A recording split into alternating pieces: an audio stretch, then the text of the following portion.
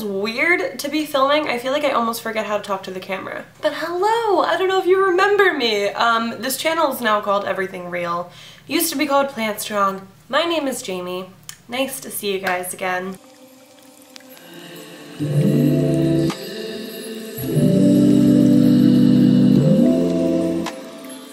So yeah, where have I been, you might be wondering to yourself? I've been in a ball in the corner, but we'll talk about that another time. For now, this video is going to be talking all about my experience on my gap year between high school and college thus far.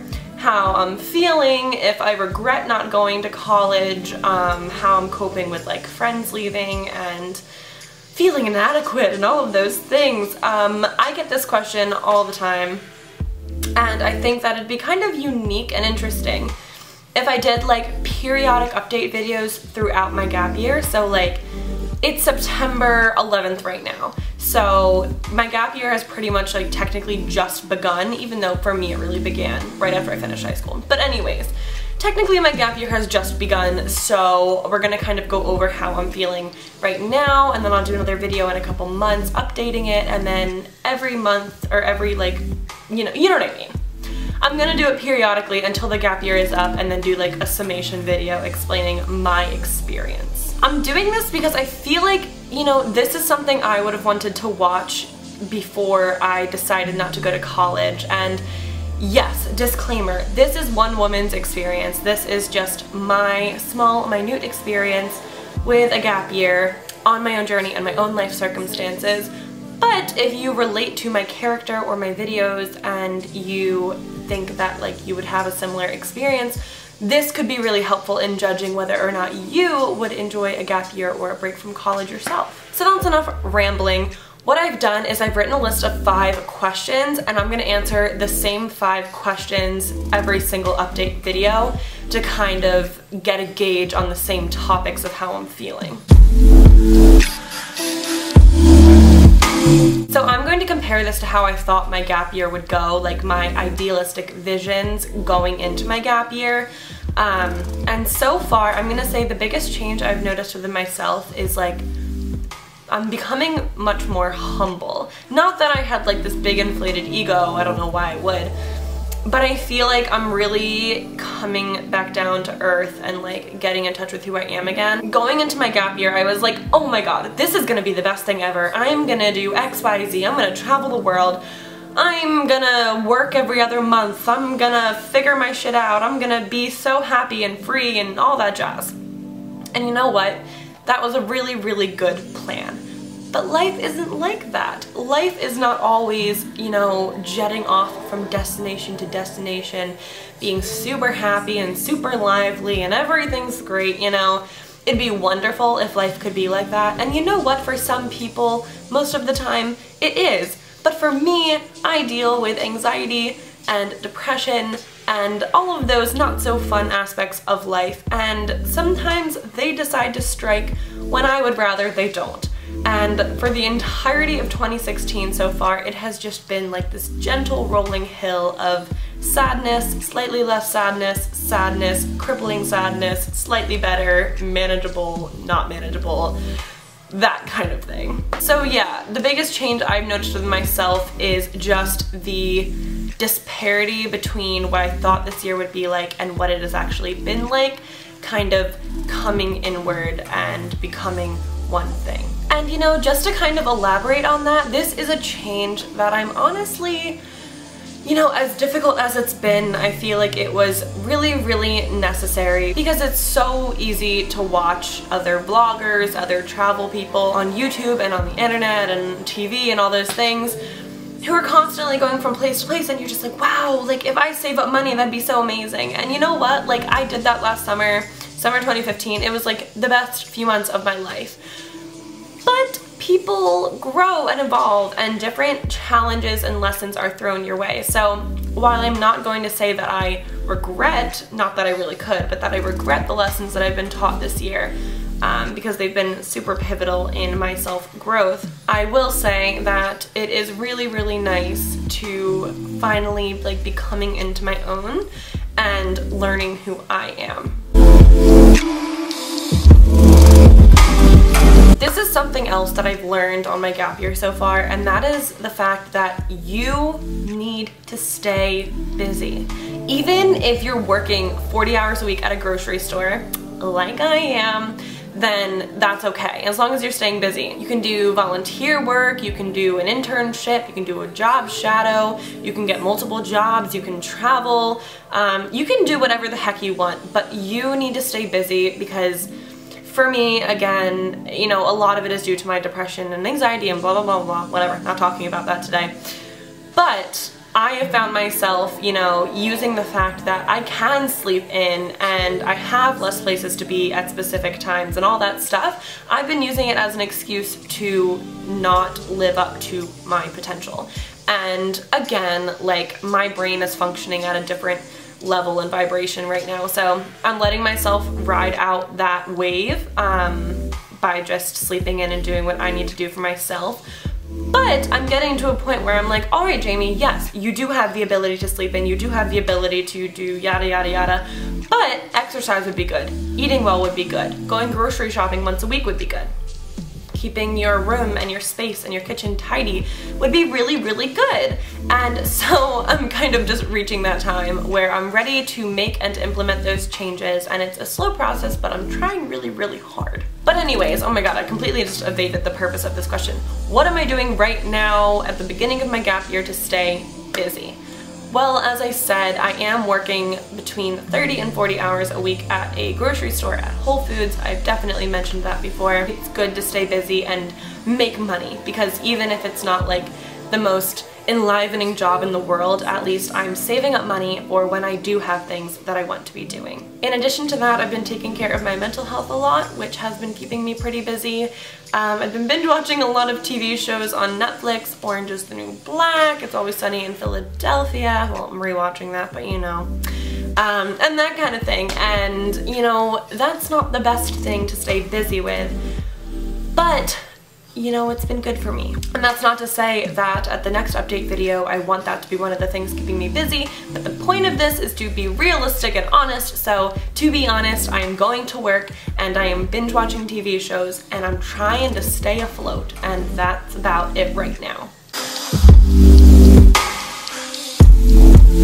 Well, as I said, my goals going into my gap year were like travel and experience and all these things, like start a blog, do good on my YouTube channel, do well on my YouTube channel, who am I? All that kind of thing. I really wanted to work on my writing, and as I've mentioned copious amounts of times in this video, my mental health has kept me a lot from working on those things, but my goals were to travel, be happy, work on me. And as far as I'm concerned, I am working my best on that by just simply choosing to continue surviving and staying afloat and working on myself, and that's good enough for now. Going forward, I have a lot of goals, and I think that you always should have goals going forward. I'm actually currently talking to an animal sanctuary about an hour or so from where I live about doing an internship at the beginning of next year. So I initially wanted to do that this fall, and then they were full, and so I'm working on doing that next year, which I'm really excited about. And other goals, like I said going into this year, I really want to work on my writing. Again, I really miss writing. I really want to just continue working on my mental health. I finally want to go see a therapist and all that kind of personal stuff, continue reading or continue trying to read. And of course, I do still want to travel like I wanted to going into this gap year. I mean, the biggest thing that I've noticed, and I did make a video about this, is the fact that I had to get braces this year, which I was not expecting going into my gap year. So I do have those appointments once a month. I'm sure this is a question burning in several of your minds, and the short answer is no, but the extended answer is a little bit more complicated than that. Going into my gap year, I was so excited about the independence of doing something different than my peers. I was really excited when I got to answer the question, oh, what college are you going to, with, I'm not going to college. I loved it. I loved how independent it made me feel, and I was in a really good headspace to handle, you know, the criticisms that I would get for that and whatnot. I loved it. However, you know, if you're considering going on a gap year, I will warn you that, at least for me, things do change a little bit once you've actually graduated from high school. Because when you're in high school, everything is certain and routine and normal. As much as you may hate the monotony of that, there is something so stable about it that you're able to make a big decision like not going to college and feel okay with it. But what I noticed was that as soon as graduation was over and the summer went through and I've come into this year, yeah, it was quite a relief to not be worrying about roommates and moving and buying stuff and spending tens of thousands of dollars. I did love that. But it is a little bit different when your town kind of empties of all the people that, you know, you could call up to run to the movies, run to the grocery store, do something random with. Things do change a lot when those people are gone, particularly if you are staying at home and working or doing whatever. So no, despite, you know, the battles I've had with my mind this year, I am not going to say that I regret not going to college. I mean, already I've learned a lot about myself, what I prioritize, and going forward I'm gonna know a lot more about myself when it comes to making big decisions like going to school or traveling or moving and stuff like that.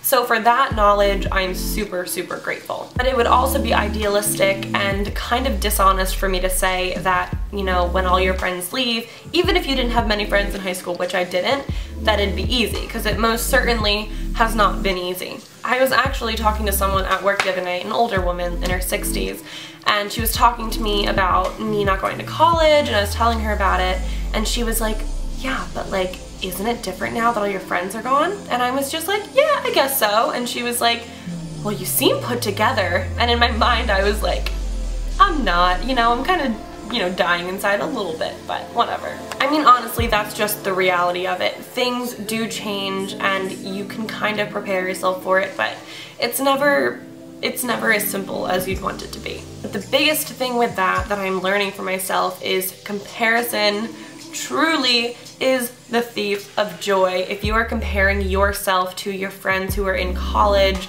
and, you know, working on their education and all that stuff, yeah, you can easily make yourself feel like shit, but there's no reason to do that. But what I can tell you for sure is that several of your friends who are in college, who are studying, who seem like they have it all together, they might be miserable. They might be second guessing their choices. They might be looking at you and thinking, oh God, I wish I hadn't gone to college. I can't do this right now. I don't want to spend this money. I don't want to study. I don't want to do this, that, or the other. You know, the grass is always greener, and you do have to keep that in mind. I have to keep that in mind. I need to remind myself that this is like me coaching myself through this. Oh, what a question. I am trying to be happy, and I'm happy with the progress I'm making with that, and I'm happy with, you know, unburning my bridges and all that stuff. I'm not gonna get all poetic on you, but, you know, I'm trying my hardest to move forward in a positive light despite the fact that everything has changed while simultaneously not really being that different.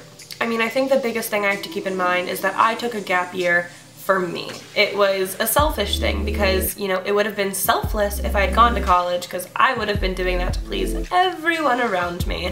My parents, my extended family members, even friends and teachers and people in my town that I know. But I chose to do the selfish thing and take a year for myself. And you know what? While it would be amazing if that entire year would be filled with insane travel stories and all this cool stuff, you know, it can also just be you taking some time out for you to go see a therapist, or to read some books, or lay in a hammock in your backyard, go hiking by yourself, go in a lake, go skiing. I don't know, I'm just making things up.